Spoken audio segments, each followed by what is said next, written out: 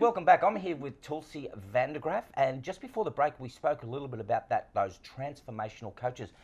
But now I want to ask, Tulsi, I want to ask you about empathy. I don't know if I have empathy. And I don't know if you do either, yeah, Gerald. and the reason why I say that, like, I'm not a sociopath or a psychopath, although some may question that. And I think it's not about me not feeling for another person or stepping in their shoes. I think I'm very good at what I would term as cognitive empathy. I know the right things to say, but I don't know if I feel it. Do you think empathy is something that can be learned, or do you think you have an innate ability just to be empathic? Oh, that's an interesting question. I think as human beings we do tend to have the capacity to be empathy, and probably it is a human quality. But then I think from the experiences we have growing up, or what we've gone through, perhaps that's either developed or not developed. Because sometimes if I see a YouTube video of people falling over, and don't smile at this one, because then that shows you haven't any empathy. No, I was smiling because I watch those and I feel bad. You feel bad? You see, if I see a 92-year-old woman on a Zimmer frame and she falls over, it's kind of funny. Like, no, don't smile. It's kind of funny. It is kind of. Yeah, but I know I should be going, oh, I hope she's okay. But really, I don't. Oh, that's bad. I can't even believe I said that. But you just said kind of funny, so there must be a part of you that doesn't feel comfortable about that. Yeah, it may be. Maybe that's the empathy part. No, maybe I'll change that. It is funny. It is funny. Okay. It is funny. If I see an old guy on a skateboard, which I think he shouldn't be on a skateboard, but he tries it and he hurts himself, I'll just go, well, why would you do that at your age? Old guy, it's like me. But why would you do that at your age, type of thing? So, but if and maybe the other part is what you're saying is that empathy is one of those things that is innate in you. It's a human quality. Do some people not have that human quality?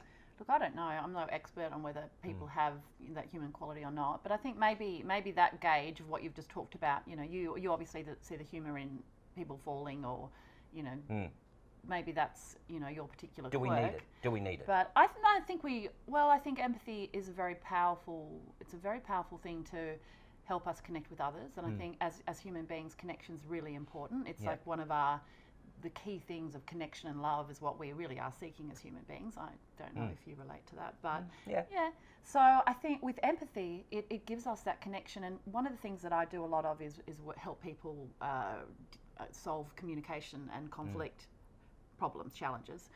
And one of the things to really help that is to feel empathy for another person. Because if I'm really annoyed at you, I'm just thinking about it from my own perspective. But if I want to kind of deal with my challenging emotions, and I think, okay, well, how would Gerald be feeling? Suddenly it takes it away from just me being right and having my own ideas. So I think empathy is actually a really powerful tool as well to help us connect and have less conflict with others. I have this saying that facts don't care about your feelings. If you were to just go to the facts rather than, I wonder how Gerald's feeling about that. Yes. And just get to the core of what the issues are without having to go, I wonder if Gerald's feeling happy, sad, mad, bad or glad. And maybe just talk about the facts of what got him there. Is that not a better way to deal with the person than have to deal with, I wonder how the poor snowflake's feeling?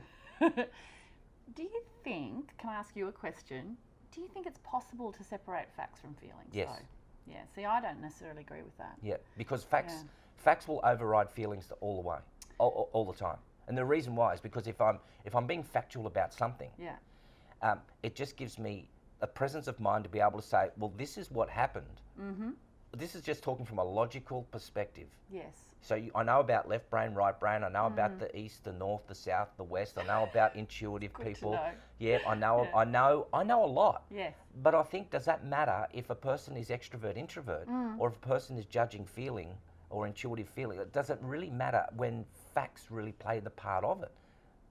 I see. What I think you're doing when you're just focusing on facts is you are, without realizing it, sort of consciously putting the emotion aside, which is, I think, a strategy to manage challenging situations. But haven't we said that? Always separate the person from the emotion? Haven't we?